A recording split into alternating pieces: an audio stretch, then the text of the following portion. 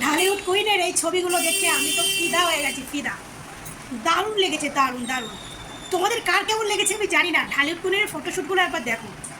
আমি জানি এখানে ক্যামেরার অনেক কারসাজি আছে, অনেকটা কারসাজি আছে ক্যামেরার, কিন্তু ক্যামেরার কারসাজি হলেও এত সুন্দর করে ফুটিয়ে তুলেছে সেটা মনেই হচ্ছে না। বাস আমার দারুণ লেগেছে।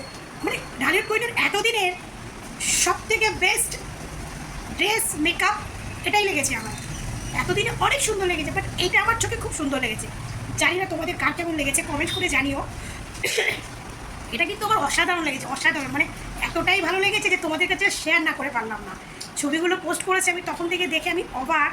মানে এত ভালো লেগেছে ছবিগুলো, আমার এত ভালো লেগেছে। ও সত্যি অসাধারণ, অসাধারণ। মানে ক্যামেরার কারসাজিটাও এত সুন্দর করে করেছে।